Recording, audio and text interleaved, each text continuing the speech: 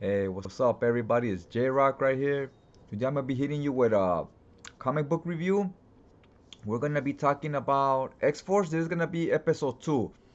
Now, as you saw the last X Force episode, we were reviewing X Force Epic Collections Volume 1.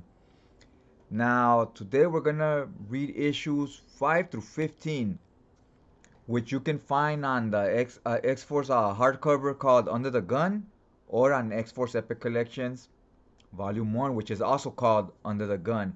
Not paperback, not hardcover, but it is does collect more material. Okay, so if that sounds good to you, go ahead and hit that like button. So this story starts off with Toad. He's a lesser used X-Men villain. He's a B-lister basically. He wants to bring back the Brotherhood of Evil Mutants. This was originally a terrorist group started by Magneto, and now Toad is trying to bring back this organization, and he starts off with Blob and Pyro. They start off by looking for this doctor. So this doctor is Sauron. Sauron is basically like a werewolf. Marvel's take on a werewolf, but he turns into a pterodactyl, not into a wolf. So they get him here, and they have him like they're like torturing him. They're putting him upside down in some type of weird machine. For they kidnap his girlfriend. They have to get somebody he cares about to get him all riled up and bring the pterodactyl out. Outside of town, we're introduced to this group called the Morlocks. They're mutants, but they're mutants with don't look human, right? They have physical appearances and deformalities that make them obvious, like Beast or Nightcrawler. So they seem to have been getting killed a lot by this group called the what is it? The Vid Kids. So the Vid Kids is like this punk rocker skinhead group. They're going around killing Morlocks. In this particular storyline, they're making the Morlocks are kind of like a take on homeless people because they live under the tunnels and so forth. So they're kind of like homeless, and this group is going around just killing them, beating on them, and so forth. Now the government and police, they're not doing anything about it because it's kind of like a metaphor for, well, they're just homeless, who cares, right? Except here, this is the beauty of what Marvel can do with the mutants, with X-Men. Not necessarily just X-Men, with mutants in general.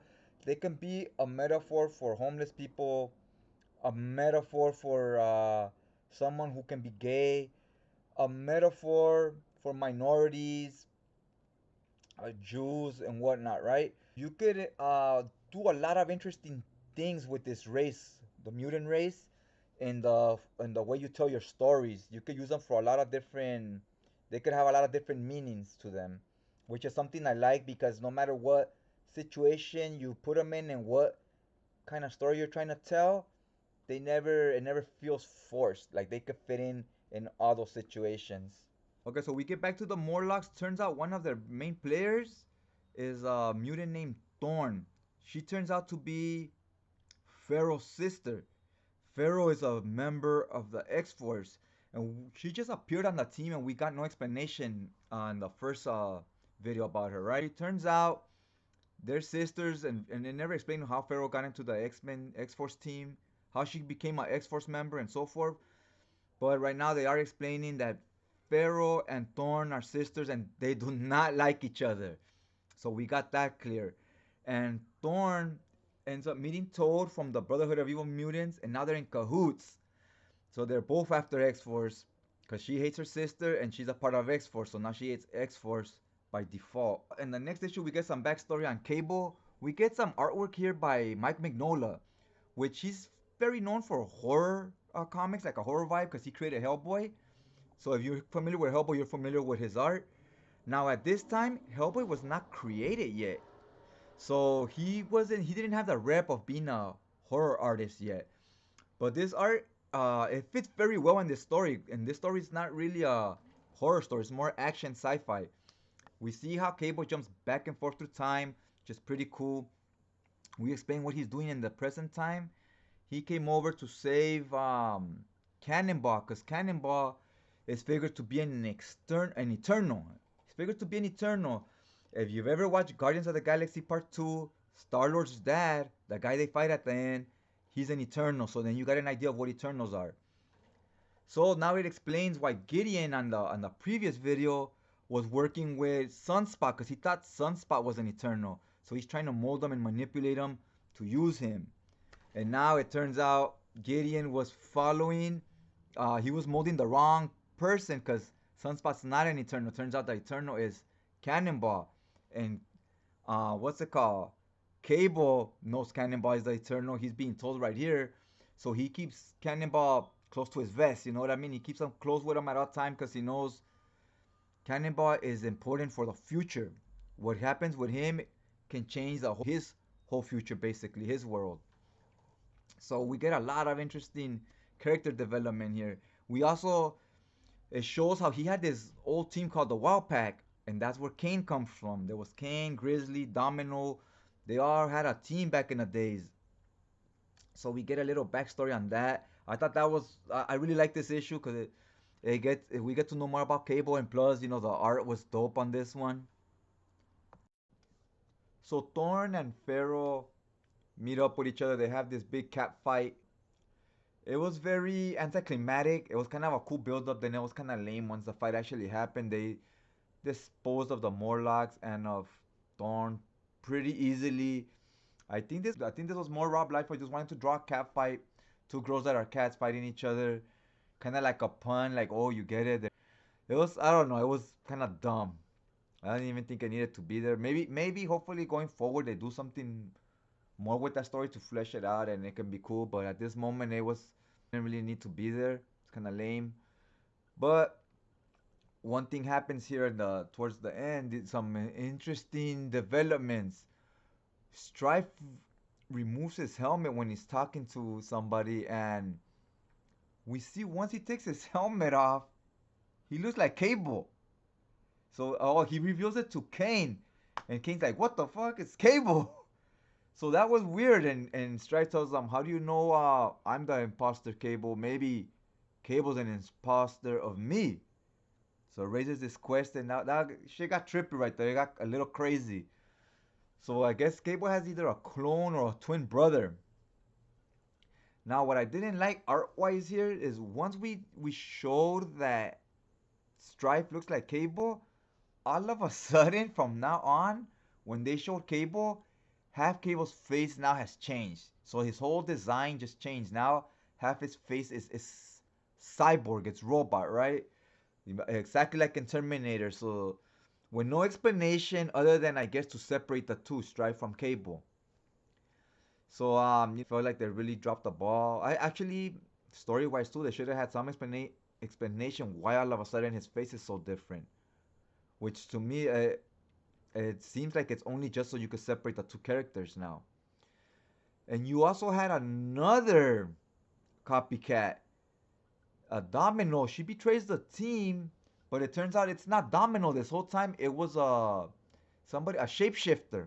Her name's Copycat. She's kind of like Mystique.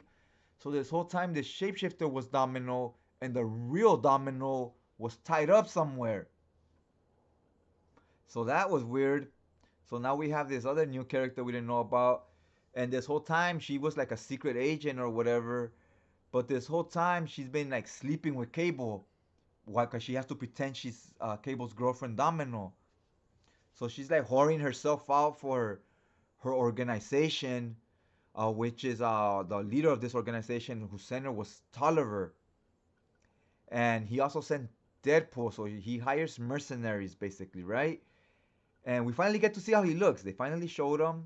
He looked pretty cool, kind of mysterious character there. Now the art, it had its flaws, but all through and through, it was very fun. I really enjoyed looking at it. And sometimes comics, they don't always gotta be completely accurate or realistic. Sometimes you want comics just to be fun. And that's what this comic is. This whole book is definitely worth giving it a read.